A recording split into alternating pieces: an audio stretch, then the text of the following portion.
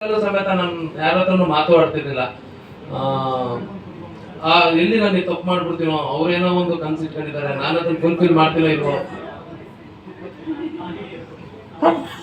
ನಿಜ ನಂಗೆ ಮೊದಲನೇ ದಿನ ಕತೆ ಹೇಳಿದಾಗಲೂ ಸಮೇತ ನಾನು ಕತೆ ಹೇಳಿಲ್ಲ ಸರ್. ಅವ್ರು ಇವತ್ತಿಗೂ ಕತೆನೂ ಹೇಳಿಲ್ಲ, ಸಿನಿಮಾನು ತೋರಿಸಿಲ್ಲ ಇನ್ನ ಅವ್ರು ನನಗೆ. ನಾನು ಏನ್ ಹೇಳ್ತೀನಿ ಅಷ್ಟೇ ಮಾಡಿ ಅಂತ ಹೇಳಿದ್ರು ಅವರು. ಈ ಕ್ಯಾರೆಕ್ಟರ್ ಬ್ರದರ್ ನನ್ನ ಲೈಫ್ ಇದೆ ಬ್ರದರ್, ಅದ್ರಲ್ಲಿ ನಿಮ್ದು ಅನ್ನೋದಕ್ಕೆ ನನ್ನ ಕತೆ ನೀವು ಸೂಟ್ ಆಗ್ತಾ ಇದ್ರ 100%.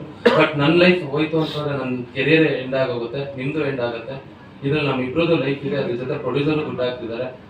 ಈ ಕ್ಯಾರೆಕ್ಟರ್ಗೆ ದಯವಿಟ್ಟು ನಾನು ಎಷ್ಟು ಹೇಳ್ತೀನಿ ಅಷ್ಟು ಮಾಡಿ ಅಂತ ಹೇಳಿದ್ರು ಸರ್. ಸಟ್ಟಲ್ಲಿ ಸರ್ ನಿಜವಾಗ್ಲೂ ಒಂದು ತಂದೆ ತಾಯಿ ಒಂದು ಮಗನ ಹೇಗೆ ಕೇರ್ ಮಾಡ್ತಾರೋ ಆ ಥರ ನನಗೆ ಸಪೋರ್ಟಿವ್ ಆಗಿ ನಿಂತ್ಕೊಂಡು ನನಗೆ ಸ್ಕ್ರಿಪ್ಟ್ ವಿಷಯದಲ್ಲಿ ಪ್ರತಿದಿನ ನನಗೆ ರಿಹರ್ಸಲ್ಸ್ ಕರೆಯೋರು, ಅರ್ಲಿ ಮಾರ್ನಿಂಗ್ 5 o'clock ಫೋನ್ ಮಾಡೋರು, ಬನ್ನಿ ವಾಕ್ ಹೋಗೋಣ, ರಿಹರ್ಸಲ್ ಮಾಡಿ ಫೈಟ್ ರಿಹರ್ಸಲ್ ಮಾಡೋಣ ಅಂತ ಅಂದ್ಬಿಟ್ಟು.